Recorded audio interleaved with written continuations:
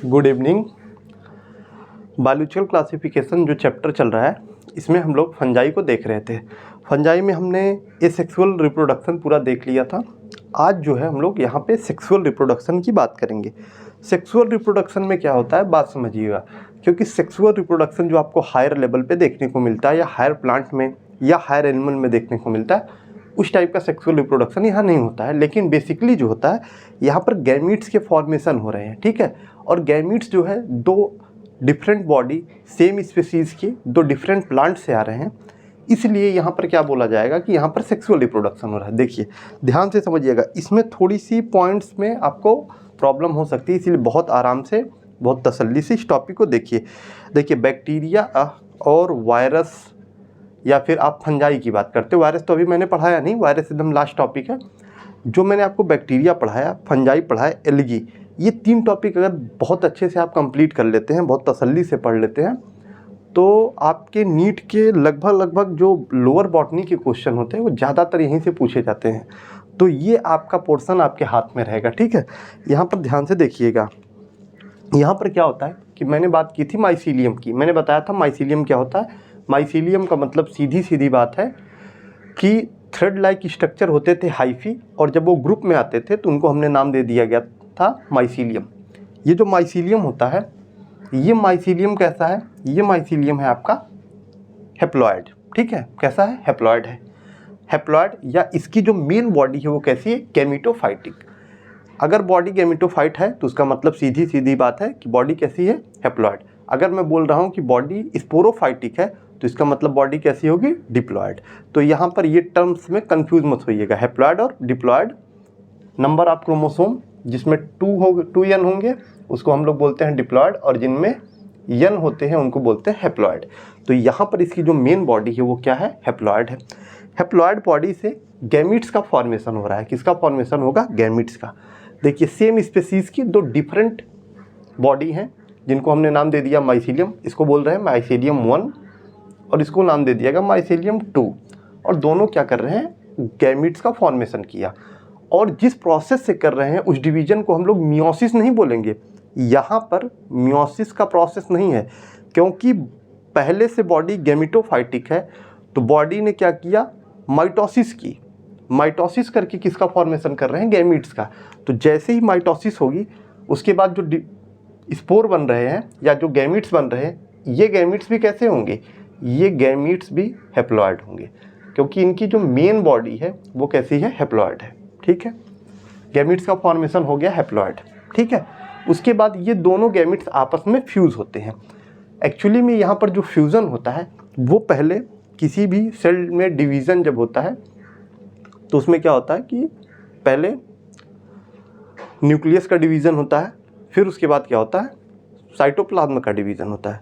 और ये लेकिन यहाँ पर क्या हो रहा है, यहाँ पर फ्यूज़न हो रहा है तो पहले सबसे पहले फ्यूज़न किसका होता है, सबसे पहले फ्यूज़न होता है साइटोप्लाज्म का, उसके बाद किसका होता है, न्यूक्लियस का, ठीक है। तो यहाँ पर फ्यूज़न हो गया है किसका, साइटोप्लाज्म। साइटोप्लाज्म का यहाँ फ्यूज़न हुआ, मतलब जो सेल थी, मान लीजिए ये दो सेल हैं, ठीक है, ये आपस में पास आई और ये क्या की, अपने वाल को रेप्चर्ड करके एक वाल बना ली, ठीक है। और इसके अंदर का जो साइटोप्लाज्म था और इसके अंदर का जो साइटोप्लाज्म था, ये दोनों क्या हुआ, एक्सचेंज हो गया। साइटोप्लाज्म का क्या हुआ, एक्सचेंज हो गया। इस प्रोसेस को बोला जाता है प्लाज्मोगैमी। इस प्रोसेस को क्या बोला जाएगा, प्लाज्मोगैमी। यहाँ पर किसका फ्यूज़न हुआ, पहले फ्यूज़न हुआ है प्लाज्मा का, ठीक है, जिसको आप लोग साइटोप्लाज्म के भी नाम से जानते हैं। तो यहाँ पर फ्यूज़न किसका हो रहा है, साइटोप्लाज्म का या प्लाज्मा का। जैसे इनका फ्यूज़न होता है, फ्यूज़न के बाद आपको ये स्टेज दिखाई देती है, यहाँ पर दो हेप्लॉइड जो है न्यूक्लियस दिखते हैं। यहाँ पर प्लाज्मा का या कह सकते हैं आपकी साइटोप्लाज्म का फ्यूज़न हुआ है, लेकिन अभी यहाँ पर न्यूक्लियस का फ्यूज़न नहीं हुआ है। ऐसी स्टेज दिखाई आपको देती है, तो इसको बोला जाता है डाइकैरियन। क्या बोला जाएगा, डाइकैरियन। डाई का मतलब होता है दो, डाई का मतलब दो, या आप इंग्लिश में इसको बोलेंगे 2, और कैरियन का मतलब ही होता है न्यूक्लियस। क्या होता है,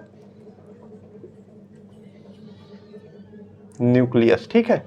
तो यहाँ पर डाई का मतलब दो और कैरियन का मतलब है न्यूक्लियस। तो यहाँ पर कितने न्यूक्लियस बन रहे हैं, यहाँ पर 2 न्यूक्लियस बन रहे हैं, इसलिए इसको हमने क्या बोला, डाई कैरियन। क्या बोल दिया? Die carrion. मैं आपको दिखाई नहीं दे रहा हूँ, कोई बात नहीं है, ब्लैक बोर्ड दिखाई देना चाहिए, ठीक है, क्योंकि मैटर तो आपको यही समझना है। तो हमारा जो यहाँ फिर समझिएगा, हमारे जो माइसीलियम ने थे क्या किया? माइटोसिस की। माइटोसिस के बाद क्या बना दिया? गैमीट्स बनाए। मेन बॉडी इसकी कैसी थी माइसीलियम की? मेन बॉडी थी हैप्लॉइड। स्पोर जो यहाँ पर गैमीट्स बने वो भी कैसे थे? हैप्लॉइड। ये हैप्लॉइड गैमीट्स क्या करते हैं?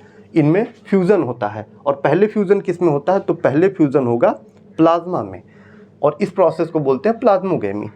और जब प्लाज्मा का फ्यूज़न हो जाता है तो वहाँ पर न्यूक्लियस का फ्यूज़न नहीं होता है, न्यूक्लियस अभी भी पड़ा हुआ है। और इस कंडीशन को देख के हम लोग क्या बोलते हैं? ये कौन सी कंडीशन है? इसको बोलते हैं डाई कैरियन। डाई का मतलब दो और कैरियन का मतलब न्यूक्लियस। अब आगे आइए, अब फ्यूज़न हो रहा है किसका? अब देखिए न्यूक्लियस का फ्यूज़न हो गया। ये दोनों न्यूक्लियस क्या होते हैं? मान लीजिए यहाँ पर जो दोनों न्यूक्लियस बचे थे, ये दोनों आपस में क्या कर गए? फ्यूज़ कर गए। तो ये हैप्लॉइड था और ये हैप्लॉइड थे, दोनों मिलके कैसे हो गए? डिप्लॉइड। कैसे सेल को का फॉर्मेशन किए? डिप्लॉइड। यहाँ पर जो डिप्लॉइड सेल बन रही है, उस डिप्लॉइड सेल का हमने नाम क्या दे दिया? जाइगोट। और इस प्रोसेस को, क्योंकि प्लाज्मा साइटोप्लाज्म का, जब साइटोप्लाज्म का फ्यूज़न हुआ उस प्रोसेस को बोल रहे थे प्लाज्मोगैमी। अब न्यूक्लियस का फ्यूज़न हुआ है तो इसको बोला जाएगा कैरियोगैमी। बात समझिएगा बहुत अच्छे से, तसल्ली से। कैरियोगैमी का ही मतलब होता है कि फ्यूज़न ऑफ न्यूक्लियस। प्लाज्मोगैमी का मतलब होता है फ्यूज़न ऑफ साइटोप्लाज्म, ठीक है। अब समझिए फॉर्मेशन किसका हो गया? जाइगोट का। अब तक जो स्टेज आपको हैप्लॉइड दिख रही थी, जाइगोट बनते ही ये स्टेज कैसी हो गई? डिप्लॉइड, ठीक है। ये सभी स्टेज यहाँ माइसीलियम से लेके यहाँ तक आपको क्या दिखा था? डाइकाइनेसिस तक आपको कौन सी स्टेज दिखी थी? आपको हैप्लॉइड दिखी थी। यहाँ तक आपको हैप्लॉइड। देखिए यहाँ पर जो दो न्यूक्लियस हैं, ये दोनों न्यूक्लियस भी कैसे थे? हैप्लॉइड थे। लेकिन जैसे ही जाइगोट का फॉर्मेशन हुआ, ये स्टेज कैसी दिख रही है आपको? ये स्टेज डिप्लॉइड है। और डिप्लॉइड, अब ये जो डिप्लॉइड स्टेज है या जो जाइगोट का फॉर्मेशन हो गया है, अब ये जाइगोट क्या करेगा? आप बात समझिएगा। क्योंकि अब तक सभी सेल हैप्लॉइड थी, तो इन्होंने नंबर बढ़ाने के लिए कौन सा डिवीज़न किया था? इन्होंने किया था माइटोसिस। मैंने कल वाले लेक्चर में भी बताया था, इससे पहले जो नेक्स्ट लेक्चर आया था उसमें मैंने बताया था हैप्लॉइड सेल हमेशा माइटोसिस करती हैं और डिप्लॉइड सेल माइटोसिस और मियोसिस दोनों करती हैं।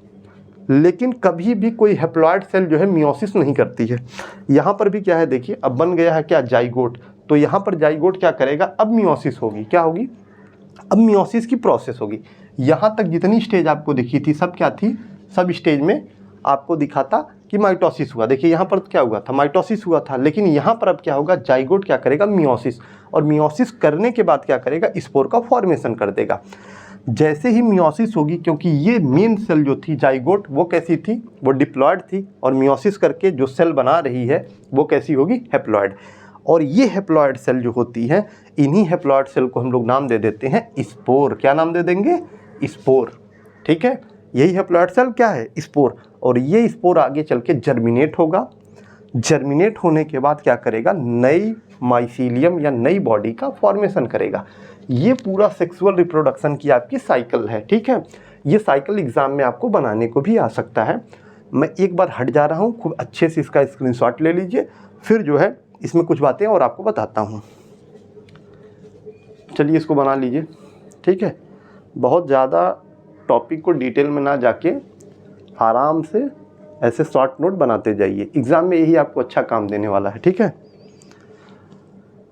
हो गया। चलिए अब इसको मैं मिटा देता हूँ। कभी कभी क्या होता है ना, मैं भूल जाता हूँ और मैं जो है इसको मिटा देता हूँ, तो आप लोग परेशान बहुत ज़्यादा हो जाते हैं, है ना। चलिए अब एक बात समझिएगा ध्यान से, यही आपको समझाना भी है।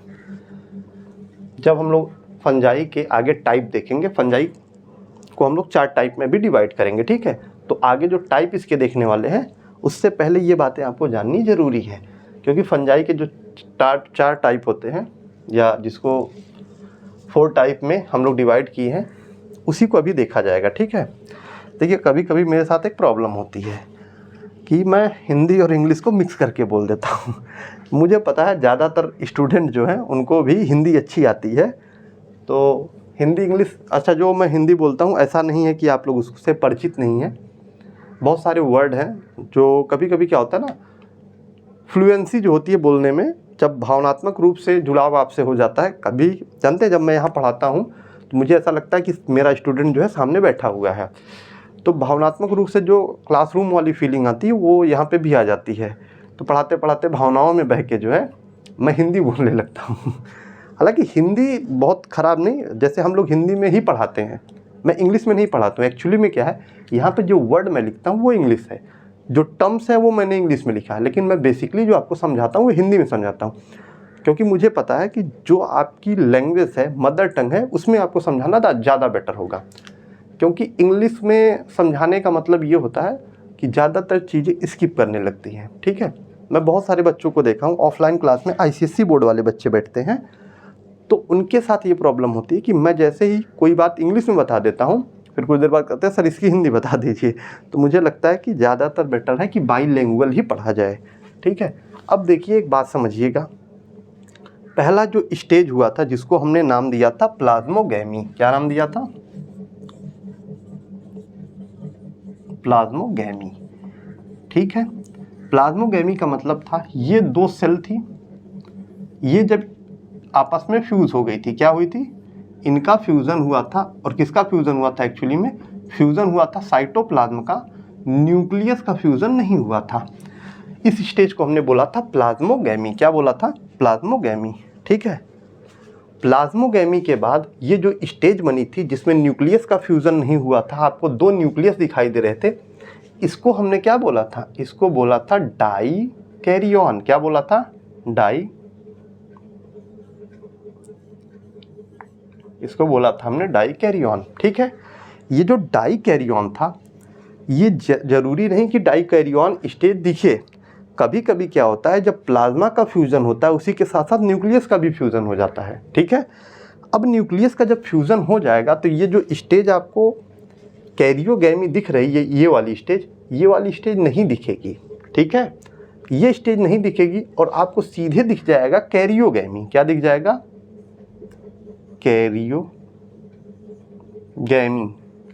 कैरियोगैमी का मतलब क्या है? सीधे आपको दिख जाएगा कि फ्यूज़न हो गया है किसका? न्यूक्लियस का। तो मतलब साइटोप्लाज्म का फ्यूज़न और न्यूक्लियस का फ्यूज़न संग संग हो जाएगा, तो आपको दो स्टेज दिखाई देंगी, प्लाज्मोगैमी। ठीक है, उसके बाद आपको दिखाई देगा कैरियोगैमी। क्या दिखाई देगा? कैरियोगैमी। उसके बाद आपको दिखाई दे देगा जाइगोट में मियोसिस। जाइगोट में क्या दिखाई दे देगी? मियोसिस। जाइगोट में हो गई मियोसिस। और फिर जाइगोट ने क्या किया कि बना दिया स्पोर, और स्पोर ने फिर से क्या किया? माइटोसिस। स्पोर ने क्या किया? माइटोसिस। यहाँ तक बातें समझिए आप ध्यान से। बस ये प्रोसेस अगर आपको समझ में आ गई तो समझ लीजिए एग्ज़ाम का एक इम्पॉर्टेंट क्वेश्चन आपने हल कर लिया। ठीक है, बात समझिए ध्यान से। Plasmogamy stage I, plasmogamy stage में प्लाज्मा का फ्यूज़न हुआ। कुछ में हमने देखा कि दो न्यूक्लियस बन रहे थे। कितने न्यूक्लियस बने थे? दो, और दोनों कैसे थे? हैप्लॉइड। अभी न्यूक्लियस नहीं मिला था, यहाँ पर भी एक न्यूक्लियस था और यहाँ पर केवल प्लाज्मा का फ्यूज़न हुआ था, न्यूक्लियस का नहीं। तो इसको स्टेज को बोला गया प्लाज्मोगैमी, और जो स्टेज हमको दिख रही थी उसको बोला गया कैरियोगैमी। लेकिन एक होता है फाइकोमाइसिटीज़। क्या होता है? फाइकोमाइसिटीज़।